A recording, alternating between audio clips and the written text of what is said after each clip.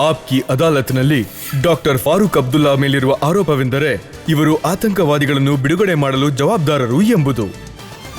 Doctor ಸಾಹೇಬ್ರೆ, ಈ ಚುನಾವಣೆಯಲ್ಲಿ ಹೆಚ್ಚು ಚರ್ಚೆಗೆ ಗ್ರಾಸವಾಗಿದ್ದು ಅಜರ್ ಮಸೂದನ್ನ ಜಸ್ವಂತ್ ಸಿಂಗ್ ಅವರು ಫ್ಲೈಟಲ್ಲಿ ಕರ್ಕೊಂಡೋಗಿ ಕಂದಹಾರಿಗೆ ಬಿಟ್ಟು ಬಂದಿತ್ತು.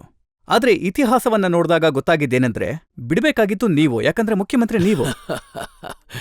ಖಂಡಿತ ನಿಜ ಇದು. ಆದ್ರೆ ನೀವೇನ್ ಮರ್ತೀರಿ ಅಂದ್ರೆ ಅದಕ್ ಮುಂಚೆನೂ ನನ್ನಿಂದ 5 ಜನನ ಬಿಡುಗಡೆ ಮಾಡಿಸಿದ್ರು. ವಿ.ಪಿ. ಸಿಂಗ್ ಅವರು ಅವಾಗ ಆಳ್ವಿಕೆ ಮಾಡ್ತಾ ಇರುವಾಗ ಆ ಟೈಮ್ನಲ್ಲಿ ಅಂದ್ರೆ ನಿಮ್ಗೋಸ್ಕರ ಯಾರಾದ್ರೂ ಬಿಡುಗಡೆ ಮಾಡಿದ್ದು ಅಂತ ಇಲ್ಲ, ಹೇಳ್ತೀರಾ? ಕೇಳಿಸ್ಕೊಳ್ಳಿ ಫಸ್ಟ್. ಆ 5 ಜನನ ಬಿಡ್ಸಕ್ ಬಂದ್ರು. ನಾನು ಅವಾಗ್ಲೂ ವಿರೋಧ ಮಾಡಿದ್ದೆ, ಬೇಡ ಬಿಡೋದು ಅಂತ. ಆದ್ರೆ ಅವ್ರು ಒಪ್ಲೇ ಇಲ್ಲ. ಅಲ್ಲಾ ಕೃಪೆಯಿಂದ ರೀಫ್ ಮೊಹಮ್ಮದ್ ಖಾನ್ ಬದುಕಿದಾನೆ. ಮತ್ತೆ ಆಮೇಲೆ ಪ್ರೆಸಿಡೆಂಟ್ ಯಾರಾದ್ರಲ್ಲ ಭಾರತಕ್ಕೆ, ಗುಜ್ರಾಲ್ ಅವರು ಬದುಕಿದ್ದಾರೆ. ಅವ್ರನ್ನ ಕೇಳ್ಬಿಡಿ ಒಂದ್ ಮಾತು, ನೀವು ಇದನ್ನೆಲ್ಲ ಹೇಳ್ತಾರೆ ಅವರು. ಮತ್ತೆ ಅದಾದ್ಮೇಲೆ ಇನ್ನೊಂದು ಸಂದರ್ಭ ಬಂದಾಗ ಅವರು ಮೌಲಾನಾ ಅವರು ಇವರಿಬ್ಬರನ್ನ ಬಿಟ್ಬಿಡಿ ಅಂತ ಹೇಳಿದ್ರು. ನಾನು ಜಸ್ವಂತ್ ಸಿಂಗ್ ಅವರಿಗೆ ಹೇಳಿದೆ, ಅಡ್ವಾಣಿ ಅವರಿಗೆ ನಾನು ರಿಕ್ವೆಸ್ಟ್ ಮಾಡಿಕೊಂಡೆ, ಬಿಡಬೇಡಿ ಸರ್ ಅಂತ. ಇದು ಎಂಥ ಕೆಲಸ ಆಗ್ಬಿಡುತ್ತೆ ಅಂದರೆ, ಇದು ಪಶ್ಚಾತ್ತಾಪ ನಮ್ಗೆ ಹೆಂಗಾಗುತ್ತೆ ಅಂದರೆ ನಾವು ತುಂಬ ಬೆಲೆ ಕಟ್ಟಬೇಕಾಗುತ್ತೆ ಇದಕ್ಕೆ. ಆದರೆ ಒಂದು ಕಾರಣಕ್ಕೆ ನಾನು ಕ್ಷಮೆ ಕೇಳ್ತೀನಿ ಏನಾದರೂ ತಪ್ಪಾದರೆ. ಮೀಡಿಯಾ ಅವರು ಇಲ್ಲಿ ಎಷ್ಟು ಕೆಟ್ಟದ್ದು ಹಬ್ಬಿಸ್ಬಿಟ್ಟಿದ್ರು ಅಂದರೆ ಮೀಡಿಯಾ ಅವರು ಏನು ತೋರಿಸ್ತಾ ಇದ್ರು ಅಂದರೆ, ಅವಾಗ ವಾಜಪೇಯಿ ಅವರು ಮನೆ ಮುಂದೆ ತುಂಬಾ ಜನ ಮುಖರು ಬಿಟ್ಟಿದ್ದಾರೆ, ಬೀದಿಲೆಲ್ಲ ಮಲಗಿದ್ದಾರೆ, ನಮ್ಮ ಸಂಬಂಧಿಕರನ್ನೆಲ್ಲ ವಾಪಸ್ ತನ್ನಿ ಅಂತ. ಏನಾಗುತ್ತೋ ಅದನ್ನ ಮಾಡಿ. ಮತ್ತೆ ಮೀಡಿಯಾ ಇದನ್ನೆಲ್ಲ ಮತ್ತೆ ಮತ್ತೆ ತೋರಿಸಿ 24 ಗಂಟೆ ಅದೇ ಬೇಕು, ಏನು ಬೇಡ ಅನ್ನೋ ಥರ ತೋರಿಸಿ ನಮ್ಮ ಸಂಬಂಧಿಕರನ್ನ ವಾಪಸ್ ತನ್ನಿ. ಅವಾಗ ಈ ಮೀಡಿಯಾ ಇಷ್ಟು ಹೈಪ್ ಮಾಡಿ ತೋರಿಸಿದ್ದಕ್ಕೆ ಇದನ್ನೆಲ್ಲ, ಅವಾಗ ಸರ್ಕಾರದ ಹತ್ರ ಬೇರೆ ದಾರಿನೇ ಇರಲಿಲ್ಲ. ಅವಾಗ ಇದನ್ನ ಅವಾಯ್ಡ್ ಮಾಡಕ್ ಆಗ್ಲಿಲ್ಲ. ಸೊ ಕರ್ಕೊಂಡು ಬನ್ನಿ ಅಂತ ಹೇಳಿದ್ರು. ಆದ್ರೆ ಅದು ತುಂಬಾ ದೊಡ್ಡ ತಪ್ಪು. ಒಂದ್ ವೇಳೆ ನಾವು ಅವಾಗ ಆ ಫ್ಲೈಟ್ನ ಮತ್ತೆ ಅದರಲ್ಲಿದ್ದ ಪ್ಯಾಸೆಂಜರ್ಸ್ನ ನಾವು ಸ್ಯಾಕ್ರಿಫೈಸ್ ಮಾಡಿದ್ರೆ, ನಾವು ತೋರಿಸ್ದಾಗಿರ್ತಿತ್ತು ಭಾರತ ದೇಶ ಆತಂಕವಾದವನ್ನ ಮುಗಿಸೋದಕ್ಕೆ ಏನ್ ಬೇಕಾದ್ರೂ ತ್ಯಾಗ ಮಾಡಕ್ ಸಿದ್ಧ ಇದೆ ಅಂತ. ನಾವದನ್ನ ಮಾಡಲಿಲ್ಲ. ಇದಕ್ಕೆ ಕಾರಣ ನನ್ನ ಪ್ರಕಾರ ಹಿಂದಿನ ಎಲೆಕ್ಷನ್ದು ಪ್ರಭಾವ ಇದೆಲ್ಲ. ಡಾಕ್ಟರ್ ಸಾಹೇಬ್ರೆ, ನೀವು ಹೇಳ್ತಾ ಇದ್ರಿ ನೀವು ಖಂಡಿತ ಇದರ ವಿರುದ್ಧವಾಗಿದ್ರಿ, ಖಂಡಿತ ವಿರೋಧ ಕೂಡ ಮಾಡಿದ್ರಿ. ಹೌದು. ಹಾಗಿದ್ರೆ ಯಾವ ಶಕ್ತಿಗಳು ಅಥವಾ ಯಾವ ಜನಗಳು ನಿಮ್ಮ ಮೇಲೆ ಒತ್ತಡವನ್ನ ಹೇರಿದ್ರು? ರಜತ್, ನಿನಗೆಲ್ಲ ಗೊತ್ತಿದೆ, ಇಲ್ಲಿರೋರ್ಗೆಲ್ಲ ಗೊತ್ತಿದೆ. ಯಾಕೆ ನನ್ನಿಂದ ಹೆಸರು ಬಾಯಿ ಬಿಡಿಸ್ಬೇಕಂತೀಯ? ತುಂಬಾ ಅತಿ ಆಗೋಯ್ತು ಅದು. ನೀವು ಮರ್ತೋದ್ರೆ ಒಳ್ಳೇದು. ಅದು ನೋಡಿ, ಜನಗಳಿಗೆ ತಿಳ್ಕೊಳ್ಳೋದಕ್ಕೆ ಇಷ್ಟ ಇದೆ. ನಿಮ್ಗೆ ಇಷ್ಟ ಇದೆ ಅಲ್ವಾ? ನೋಡಿ, ನಾನು ಕೇವಲ ಇವರ ಪರವಾಗಿ ನೋಡಿ, ಕೇಳ್ತಾ ಅವಾಗ ಇದ್ದೀನಿ. NDA ಸರ್ಕಾರ ನಡೀತಾ ಇತ್ತು. ಮತ್ತೆ NDA ಆಡಳಿತದಲ್ಲಿ ನಿಮ್ಗೆ ಅವಾಗ ಗೊತ್ತಿರ್ಬೋದು, ಹೋಮ್ ಮಿನಿಸ್ಟರ್ ಅವರು ನಮ್ಮ ಅಡ್ವಾಣಿ ಅವರಾಗಿದ್ರು. ಮತ್ತೆ ಜಸ್ವಂತ್ ಸಿಂಗ್ ಅವರು ಫಾರಿನ್ ಮಿನಿಸ್ಟರ್ ಆಗಿದ್ರು. ಮತ್ತೆ ಇವರು ಒಂದು ಕ್ಯಾಬಿನೆಟ್ ಮೀಟಿಂಗ್ಗೆ ಕರೆದ್ರು. ಆ ಮೀಟಿಂಗಲ್ಲಿ ಎಲ್ಲರೂ ಇದ್ರು, ಎಲ್ಲ ಮಂತ್ರಿಗಳು ಇದ್ರು, ಪ್ರಧಾನಮಂತ್ರಿ ವಾಜಪೇಯಿ ಅವರು ಇದ್ರು ಅಲ್ಲಿ. ಅವರು ಅವಾಗ ನಿರ್ಧಾರ ಮಾಡಿದ್ದೇನು ಅಂದ್ರೆ ಬಿಟ್ಬಿಡೋಣ ಅವ್ರನ್ನ ಅಂತ. ಆದ್ರೆ ನಾನು 3 ಗಂಟೆಗಳ ಮುಂಚೆ ನಾನು ಹಠ ಮಾಡಿದ್ದೆ ಅವ್ರನ್ನ ಬಿಡಬಾರ್ದು ಅಂತ. ನಾನು ಫೋನ್ ಮಾಡಿ ಗವರ್ನರ್ ಸಾಬ್ ಸಕ್ಸೇನಾ ಅವರಿಗೆ ಮಾತಾಡಿದ್ದೆ. ಅವ್ರು ಇನ್ನೂ ಬದುಕಿದ್ದಾರೆ, ಪುಣ್ಯ. ಸಕ್ಸೇನಾ ಅವರೇ, ಇದು ತುಂಬ ತಪ್ಪಾಗುತ್ತೆ ಅಂತ. ನಾವೀ ಸ್ಯಾಕ್ರಿಫೈಸ್ ಮಾಡಲಿಲ್ಲ ಅಂದ್ರೆ ಈ ದೇಶನ ನಾವು ಕಾಪಾಡಕ್ಕಾಗಲ್ಲ ಅಂತ. ಆದ್ರೆ ನನ್ನ ಮಾತು ಕೇಳಲಿಲ್ಲ. ಮತ್ತೆ ನೋಡಿ, ಮೌಲಾನಾ ಮಸೂದ್ ಅಜರ್ ಅವರು ಇವತ್ತಿಗೂ ಪಾಕಿಸ್ತಾನದಲ್ಲಿ ಕೂತು ಭಾರತದ ವಿರುದ್ಧ ಬರೀ ಭಾರತ ದೇಶದ ವಿರುದ್ಧ ಅಲ್ಲ, ಆ ದೇಶನೂ ಹಾಳು ಮಾಡ್ತಿದ್ದಾನವನಲ್ಲಿ ಕೂತು. ಯಾರು ನಮಗೆ ಸಮಾಧಿಯನ್ನ ತೋಡಿದ್ರಲ್ಲ, ಅವ್ರು ಅದೇ ಸಮಾಧಿಯಲ್ಲಿ ಮುಚ್ಕೊಂಡು ಹೋಗ್ತಿದ್ದಾರೆ ಇವತ್ತು. ಆತಂಕವಾದ ಅವ್ರನ್ನೇ ನುಂಗ್ತಾ ಇದೆ ಇವತ್ತು ಪ್ರತಿ ಸಿಟಿಯಲ್ಲಿ ಎಲ್ರಿಗೂ ಹೇಳಲಾಗ್ತಿದೆ, ನೀವು ಮನೆಯಿಂದ ಆಚೆ ಬನ್ನಿ, ಯಾಕಂದ್ರೆ ಹೊಡಿತಾರೆ, ಸಾಯಿಸ್ತಾರೆ ಅಂತ ಹೇಳ್ತಿದ್ದಾರೆ ತಾಲಿಬಾನ್ ಅವರು. ಪ್ರತಿದಿನ ನ್ಯೂಸ್ ಪೇಪರ್ನಲ್ಲಿ ನೋಡ್ತೀವಿ, ತಾಲಿಬಾನ್ ಅವರು ಈಗ ಲಾಹೋರ್ನ ಬಿಟ್ಟು ಕರಾಚಿನ ಎಲ್ಲ ಸಿಟೀಸ್ಗೂ ಹೇಳ್ತಿದ್ದಾರೆ, ಎಲ್ಲ ಊರಿನವ್ರಿಗೂ ಹೇಳ್ತಿದ್ದಾರೆ, ಮನೆಯಿಂದ ಎಲ್ಲ ಜನರನ್ನ ಆಚೆ ತನ್ನಿ ಅಂತ. ನಾವು ಸಿಟೀಸ್ ಮೇಲೆ ಅಟ್ಯಾಕ್ ಮಾಡಬೇಕು ಅಂತ. ಯಾವ ಹುಲಿಯನ್ನ ಇವ್ರು ತಯಾರು ಮಾಡಿದ್ರೋ ಅದೇ ಹುಲಿ ಇವ್ರನ್ನ ತಿಂತಾ ಇದೆ ಇವತ್ತು. ಅದರ ಅಪಾಯ ಭಾರತಕ್ಕೂ ಇದೆ ಅಂತ ನಿಮ್ಗೆ ಅನ್ಸುತ್ತಾ? ಅಯ್ಯೋ, ನೀವು ಹೀಗೆ ಅನ್ಕೋಬೇಡಿ, ಬರೀ ಭಾರತ ದೇಶ ಮಾತ್ರ ಇದ್ರೋ ರಿಸ್ಕಲ್ಲಿದೆ ಅಂತ. ಇಡೀ ವಿಶ್ವ ಟೆರರಿಸಂನ ಆತಂಕದಲ್ಲಿದೆ. ನಾವು ಯಾವತ್ತೂ ಇದನ್ನ ಒಂದು ಚಿಕ್ಕ ವಿಷಯ ಅಂತ ಪರಿಗಣಿಸಲೇಬಾರ್ದು. ಇದು ತುಂಬಾ ದೊಡ್ಡ ವಿಷಯ. ನಾವು ಈಗಲೇ ಇದನ್ನ ಹುಷಾರಾಗಿ ಹ್ಯಾಂಡಲ್ ಮಾಡಲಿಲ್ಲ ಅಂದ್ರೆ ಜಗತ್ತಿನ ಪ್ರತಿ ದೇಶನೂ ನಾವು ಎಲ್ಲರೂ ಜೊತೆಲೇ ಇದ್ರ ವಿರುದ್ಧ ಹೋರಾಡಬೇಕು ಅಂತ ಹೇಳಲ್ಲ. ಆಮೇಲೆ ನಾವು ಯಾವತ್ತೂ ಇದನ್ನ ಹಿಡಿತದಲ್ಲಿ ಇಟ್ಕೊಳಕ್ಕಾಗಲ್ಲ. ಇದು ಇಡೀ ಜಗತ್ತಿನ ಯುದ್ಧ, ಬರೀ ಭಾರತ ದೇಶಕ್ಕೆ ಸಂಬಂಧಪಟ್ಟಿದ್ದಲ್ಲ.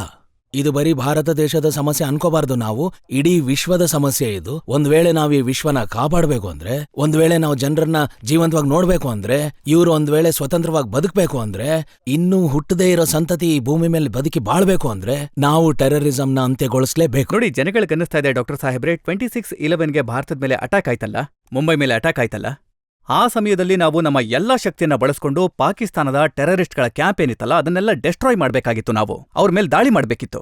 ಇದೇ ಟೆರರಿಸ್ಟ್ಗಳ ಉದ್ದೇಶ. ಟೆರರಿಸ್ಟ್ಗಳ ಉದ್ದೇಶ ಏನಂದ್ರೆ ಇದು ದೊಡ್ಡದಾಗ್ಬೇಕು ಸಮಸ್ಯೆ ಅಂತ.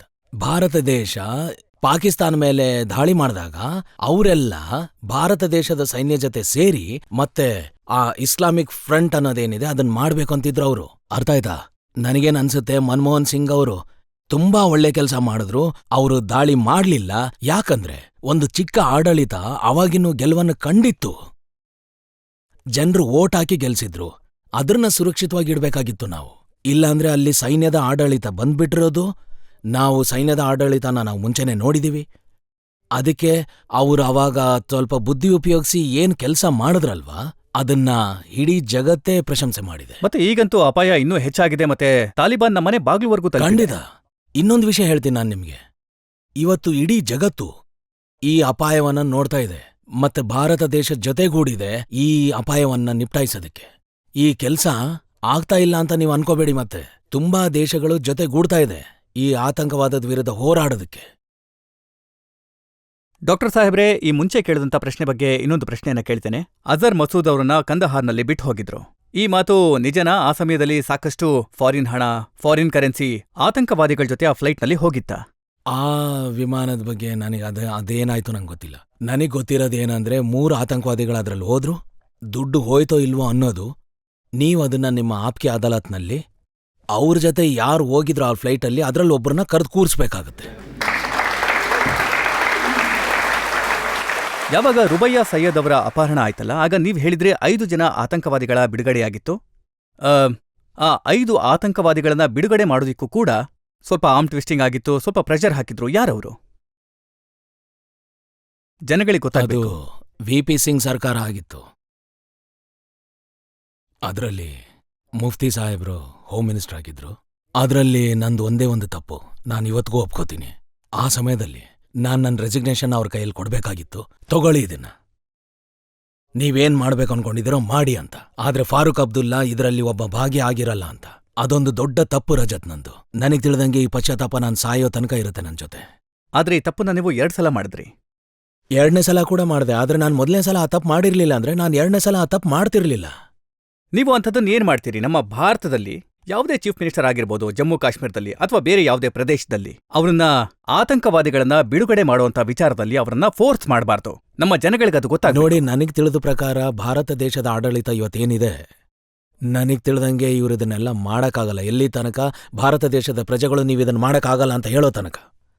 ಒಂದ್ ನೆನ್ಪಿಡಿ, ಇದು ಆಟೋಕ್ರಾಟಿಕ್ ರೂಲ್ ಅಲ್ಲ, ಇದು ಡೆಮೋಕ್ರಸಿ. ಡೆಮೋಕ್ರಸಿಯಲ್ಲಿ ನಿಮಗೆ ಅಧಿಕಾರ ಇದೆ, ನಮಗಿರಲ್ಲ ಅಧಿಕಾರ. ಅಧಿಕಾರ ನಿಮ್ದಿರುತ್ತೆ. ನೀವು ಪ್ರಶ್ನೆ ಮಾಡಬಹುದು, ನೀವು ನಮ್ಮನ್ನ ಆರಿಸ್ತೀರಾ, ನೀವೇ ನಮ್ಮನ್ನ ಕಿತ್ತು ಬಿಸಾಕ್ಬೋದು. ಅದಕ್ಕೆ ಹೇಳ್ತೀನಿ, ಆ ಸಮಯದಲ್ಲಿ ಒಂದ್ ವೇಳೆ ಭಾರತದ ಪ್ರಜೆಗಳು ಎದ್ನಿಂತು ಇಲ್ಲ ಇವ್ರನ್ನ ಬಿಡಬಾರ್ದು ಅಂತ ಹೇಳಿದ್ರೆ ಯಾವ ನನ್ನ ಮಗನೂ ಅವ್ರನ್ನ ಬಿಡಕ್ ಸಾಧ್ಯ ಆಗ್ತಿರ್ಲಿಲ್ಲ ರೀ. ಅದಕ್ಕೆ ನಾನ್ ನಿಮಗೆ ಹೇಳ್ತೀನಿ, ಈಗ ಮುಂದೆ ಯಾವತ್ತಾದ್ರೂ ಇಂಥ ಸಂದರ್ಭ ಬಂದ್ರೆ, ಅಂದ್ರೆ ಭಾರತದ ಗೌರವ ಅದ್ರಲ್ಲಿ ಅಡಗಿದ್ರೆ, ಭಾರತ ದೇಶದ ಮುದುಕರು, ಯುವಕರು, ಮಕ್ಕಳು ಎಲ್ರೂ ಎದ್ ನಿಂತ್ಕೋಬೇಕು, ಮತ್ತೆ ಹೇಳ್ಬೇಕು ನಮಗಿದು ಆಕ್ಸೆಪ್ಟ್ ಇಲ್ಲ ಅಂತ, ಮತ್ತೆ ಆಡಳಿತ ಕೇಳ್ಬೇಕು ಬಿಡಬೇಡಿ ಅಂತ. ನೀವು ಹಿಂದೆ ಕೊಡಿ ಸರ್ದಾರ್ ಸಾಹೇಬ್. ಆ ಮೈಕ್ ಹತ್ರ ಇಟ್ಕೊಂಡು ಹಿಂಗೆ. ಹಾ, ಡೆಫಿನೆಟ್ಲಿ. ಸರ್ದಾರ್ಜಿ ಕೊಡಿ. ವಾಹಿಗುರು ಜಿ ದ ಖಾಲ್ಸಾ te ವಾಹಿಗುರು ಜಿ ದಿ ಫತೇಹ್. ಅದೇ ಇವಾಗ ಸರ್, ಉಗ್ರವಾದದ ಬಗ್ಗೆ ಏನ್ ಮಾತು ನಡೀತಾ ಇತ್ತು, ನೀವು ಹೇಳೋದು ಒಬ್ಬ ಕಾಮನ್ ಮ್ಯಾನ್ ಕೂಡ ಅದನ್ನ ವಿರೋಧ ಮಾಡಬೇಕು ಅಂತ ಹೇಳ್ತಿದ್ದೀರಾ. ಆದ್ರೆ ಒಬ್ಬ ಸಾಮಾನ್ಯ ಮನುಷ್ಯ ಅಷ್ಟೇನೆ. ಅವನು ಇವಾಗ ಅಲ್ಲಿವರೆಗೂ ತಲುಪೋದಕ್ಕೆ ಏನ್ ಮಾಡ್ಬೇಕು ಹೇಳಿ ನೀವೇನೆ? ಎಲ್ಲೋಗ್ ಸೇರೋದಕ್ಕೆ? ಅಂದ್ರೆ ಅವ್ರ ಮಾತುಗಳು ಆತಂಕವಾದಿಗಳನ್ನ ತಲುಪೋ ತರ ಹೇಗೆ ತಲುಪಕ್ಕಾಗುತ್ತೆ? ಸಾಮಾನ್ಯ ಮನುಷ್ಯ ಎಲ್ರೂ ಒಟ್ಟಾಗಿ ಸೇರಿದಾಗ ಅದ್ ಎಂತ ಧ್ವನಿ ಆಗ್ಬಿಡುತ್ತೆ ಅಂದ್ರೆ ನೀವು ಆಶ್ಚರ್ಯಗೊಳ್ತೀರಿ. ಒಬ್ಬ ಸಾಮಾನ್ಯ ಪ್ರಜೆ ಇಡೀ ದೇಶನ್ನೇ ನಡುಗಿಸ್ಬೋದ್ರಿ. ಸಾಮಾನ್ಯ ಮನುಷ್ಯನ ಮೇಲೆ ನಾವೆಲ್ಲ ಡಿಪೆಂಡೆಂಟು. ಸಾಮಾನ್ಯ ಮನುಷ್ಯನ ಬಿಟ್ಟು ರಾಜಕಾರಣಿಗಳು ಏನಾದ್ರೂ ಆಗ್ಬೋದು ಅನ್ಕೋಬೇಡಿ ನೀವು. ಡಾಕ್ಟರ್ ಸಾಹೇಬ್ರೆ, ಸಾಮಾನ್ಯ ವ್ಯಕ್ತಿಯ ಡಿಪೆಂಡೆಂಟ್ ಚುನಾವಣೆಗೆ ಮಾತ್ರ ಇಲ್ಲ, ಸೀಮಿತ ಅದಾದ್ಮೇಲೆ ಆಗಿದೆ. ಹೇಳ್ತೀನಿ ಅದಾದ್ಮೇಲೆ ಅದಾದ್ಮೇಲೆ ಇದೆ. ಯಾವ ರೀತಿನಲ್ಲಿ ತಲುಪ್ಸಕ್ಕಾಗತ್ತೆ? ನಾವೆಲ್ಲ ಒಂದ್ ಗೂಡಿ ಏನ್ ಮಾಡಕ್ಕಾಗತ್ತೆ ಹೇಳಿ? ಅವ್ರನ್ನ ಹೇಗ್ ತಲುಪಕ್ಕಾಗತ್ತೆ? ಕೇಳಿಸ್ಕೊಳ್ಳಿ ಸರ್ದಾರ್ಜಿ, ಹೇಳ್ತೀನಿ ನಾನು. ತುಂಬಾ ವಿಧಾನಗಳಿವೆ. ಒಂದು ವಿಧಾನ, ಎಲ್ಲಾ ಸಾಮಾನ್ಯ ಜನರು ಒಟ್ಟಾಗ್ಬೇಕು, ಎಲ್ಲರೂ ಸೇರಿ ಒಂದ್ ರ್ಯಾಲಿ ಮಾಡ್ಬೇಕಪ್ಪ. ಎಲ್ಲರೂ ಆ ಮಿನಿಸ್ಟರ್ಗಳ ಮನೆ ತನಕ ಹೋಗ್ಬೇಕು, ಅವ್ರಿಗೆ ಹೇಳ್ಬೇಕು, ಅವ್ರನ್ನ ಕೇಳ್ಬೇಕು, ನೀವ್ ಹೆಂಗ್ ಬಿಟ್ರಿ ಆತಂಕವಾದಿಗಳನ್ನ ಅಂತ ಕೇಳ್ಬೇಕು. ನೀವೆಲ್ಲ ಹೋಗಿ ಜನರು ಅವ್ರ ಮನೆ ಮುಂದೆ ಹಿಂಗ್ ಮಲ್ಕೋತಾರಲ್ಲ, ಮೀಡಿಯಾದವ್ರು ಬರ್ತಾರ ನೋಡಿ. ಇವತ್ತು ಮೀಡಿಯಾ ತುಂಬಾ ಸ್ಟ್ರಾಂಗ್ ಇದೆ. ಇವತ್ತಿನ ಮೀಡಿಯಾ ಇದನ್ನ ಯಾವ ತರ ಪ್ರೊಜೆಕ್ಟ್ ಮಾಡ್ಬೋದು ಅಂದ್ರೆ, ಕುರ್ಚಿಗಳೇ ಗಡಗಡ ನಡ್ಕೋಗುತ್ತೆ, ಮಿನಿಸ್ಟರ್ ಮನೆಗಳೇ ನಡ್ಕೋಗ್ತವೆ. ಮೀಡಿಯಾ ಕೈಯಲ್ಲಿ ಎಲ್ಲ ಇದೆ. ನೀವು ಮೀಡಿಯಾನ ಬಡದೆಬ್ಬಿಸ್ಬೇಕು ಮೊದಲು. ಸರ್, ನಾನು ನಿಮ್ಮನ್ನ ಏನು ಕೇಳಬೇಕು ಅಂದರೆ, ನೀವು NDA ಗೌರ್ಮೆಂಟ್ ಇದ್ದಾಗ ವಾಜಪೇಯಿ ಸರ್ ಜೊತೆನೂ ಇದ್ರಿ, ಮತ್ತೆ ಮನಮೋಹನ್ ಸಿಂಗ್ ಅವ್ರ ಜೊತೆನೂ ಇದ್ರಿ. ಈ ಎರಡೂ ವ್ಯಕ್ತಿತ್ವಗಳ ಜೊತೆ ಇದ್ದವ್ರು ನೀವು. ಈ ಎರಡೂ ವ್ಯಕ್ತಿತ್ವಗಳ ಸ್ಪೆಷಲ್ ಅಂತರಂಗ ಏನಾದರೂ ನಮ್ಮ ಜೊತೆ ಶೇರ್ ಮಾಡ್ಕೊಳಕ್ಕೆ ಇಷ್ಟಪಡ್ತೀರಾ? ನೋಡಿ, ವಾಜಪೇಯಿ ಅವರು ಏನಿದಾರಲ್ಲ, ತುಂಬಾ ಒಳ್ಳೆ ನಾಯಕ ಅವರು. ನಮ್ಮಲ್ಲಿ ಎಷ್ಟೇ ವ್ಯತ್ಯಾಸಗಳಿರ್ಬಹುದು, ಆದ್ರೆ ನನಗ್ ತಿಳಿದಂಗೆ ಅವ್ರಿಗೆ ಭಾರತ ದೇಶದ ಮೇಲೆ ಇವತ್ತಿಗೂ ಅಷ್ಟೇ ಪ್ರೀತಿ ಇದೆ. ಆಗ್ಲೂ ಇತ್ತು, ಅವ್ರು ಬದುಕಿರೋ ತನಕ ಹಾಗೇ ಇರುತ್ತೆ. ಅಷ್ಟೇ ದೇಶ ಪ್ರೇಮ ಮನಮೋಹನ್ ಸಿಂಗ್ ಅವ್ರಿಗೂ ಇದೆ. ಮತ್ತೆ 23 ಪಾರ್ಟಿಗಳನ್ನ ಸಂಭಾಳಿಸೋದು ಸುಲಭದ ಕೆಲಸ ಅಲ್ಲ. ಮನಮೋಹನ್ ಸಿಂಗ್ ಅವ್ರದ್ದು ಹಿಂದಿನ ಸರ್ಕಾರನೂ ಅಲ್ಲ. ಅದರಲ್ಲಿ ಎಷ್ಟು ಪಾರ್ಟಿಗಳಿದ್ವು ಅಂದ್ರೆ ಅದನ್ನ ಸಂಭಾಳಿಸೋದು ಏನ್ ಸುಲಭದ ಕೆಲಸ ಅಲ್ಲ. ಆದ್ರೆ ಇಬ್ರು ಒಂದು ಸಾಧನೆ ಮಾಡಿ ತೋರಿಸಿದ್ರು. ಅಂದ್ರೆ ಒಂದ್ ವೇಳೆ ಮನುಷ್ಯರಲ್ಲಿ ಕಾಂಪಿಟಿಷನ್ ಅನ್ನೋದಿದ್ರೆ, ಜೊತೆಲಿ ವಿಷನ್ ಇದ್ರೆ, ಆಗ ಎಲ್ಲವೂ ಸಾಧ್ಯ ಸಾಧನೆ ಅಂತ. ಮತ್ತೆ ವಾಜಪೇಯಿ ಅವ್ರದ್ದು ಎಲ್ಲಕ್ಕಿಂತ ಒಂದು ವಿಶೇಷತ್ವ ಇದೆ, ಎಲ್ರನ್ನೂ ಜೊತೆಗೂಡಿಸ್ಬೇಕಂತಿದ್ರು ಅವರು. ನನ್ನ ಆಶಯದ ಪ್ರಕಾರ ಇದೇ ಗುಣ ಮನಮೋಹನ್ ಸಿಂಗ್ ಅವ್ರದ್ದು ಇದೆ ಅಂತ ಅನ್ಕೋತೀನಿ. ಇವರಿಬ್ರು ದೇಶನ, ಇಡೀ ಭಾರತ ದೇಶದ ಜನರನ್ನ ಒಗ್ಗೂಡಿಸ್ಬೇಕಂತಾರೆ. ಇದು ಒಳ್ಳೆ ಯೋಚನೆ.